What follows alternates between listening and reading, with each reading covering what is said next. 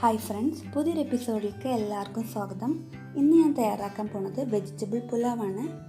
കുക്കറിലാണ് തയ്യാറാക്കുന്നത്. വളരെ സിമ്പിളായിട്ടുള്ളൊരു റെസിപ്പിയാണ്. എങ്ങനെയാണെന്ന് നോക്കാം.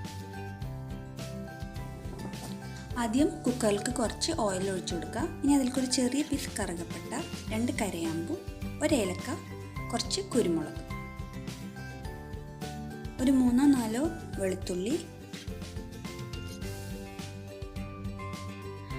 ഒരു 3-4 ചുവന്നുള്ളിയും കൂടി ചെറുതായിട്ട് കട്ട് ചെയ്തത് അത് ആഡ് ചെയ്ത് കൊടുക്കാം. ഇനി അതിലേക്ക് ക്യാരറ്റും ബീൻസും ചെറുതായിട്ട് കട്ട് ചെയ്താണ് അത് ചേർത്ത് കൊടുക്കുക. വെജിറ്റബിൾസൊക്കെ നിങ്ങളുടെ ഇഷ്ടത്തിന് കൂടുതലോ കുറവാക്കി എടുക്കാം. ഇനി അതിലേക്ക് കുറച്ച് കാബേജ്, ഒരു ചെറിയ പീസ് കാപ്സിക്കം ചെറുതായിട്ട് കട്ട് ചെയ്തത്, മല്ലിയില, ആവശ്യത്തിന് ഉപ്പ്,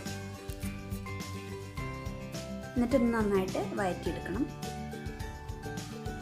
ഇനി അതിലേക്ക് റൈസ് ആഡ് ചെയ്ത് കൊടുക്കുക. ഇതൊരു 15 മിനിറ്റ് കുതിർത്തി എടുത്തതാണ്. ബസ്മതി റൈസാണ്. അത് ആഡ് ചെയ്ത് കൊടുക്കുക. എന്നിട്ട് ഈ വെജിറ്റബിൾസിൻ്റെ കൂടെ നന്നായിട്ടൊന്ന് വറുത്തെടുക്കുക.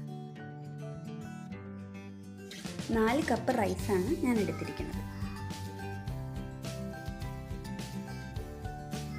ഇനി ഇതിലേക്ക് തിളച്ച ചൂടുള്ള വെള്ളം ആഡ് ചെയ്ത് കൊടുക്കണം. ഇവിടെ ഞാൻ 1 കപ്പിന് 1.5 കപ്പ് വെള്ളം എന്നുള്ള കണക്കിലാണ് എടുത്തേക്കുന്നത്. ടോട്ടൽ 6 കപ്പ് വെള്ളം എടുത്തിട്ടുണ്ട്. ഇനി അതിലേക്ക് ആവശ്യത്തിന് ഉപ്പ് കൂടി ചേർത്ത് കൊടുക്കുക. നിങ്ങൾക്ക് വേണമെന്നുണ്ടെങ്കിൽ ഇതിൻ്റെ കൂടെ വേവിച്ച ചിക്കൻ, ചെമ്മീൻ, എഗ്ഗൊക്കെ വേണമെങ്കിൽ ആഡ് ചെയ്ത് കൊടുക്കുക. ഒരു മീഡിയം ഫ്ലെയിമിൽ വേണം വെക്കാൻ. ഒരൊറ്റ വിസിൽ കേട്ടാൽ മതി.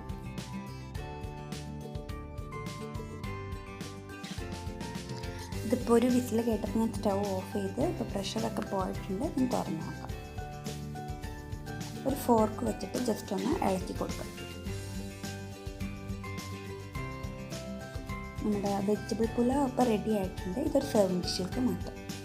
പ്രത്യേകിച്ച് ഒരു സൈഡ് ഡിഷ് ഇല്ലെങ്കിലും തൈരിൻ്റെ കൂടെയും റൈത്തയുടെ കൂടെയൊക്കെ കഴിക്കാൻ പറ്റിയൊരു റൈസാണ്.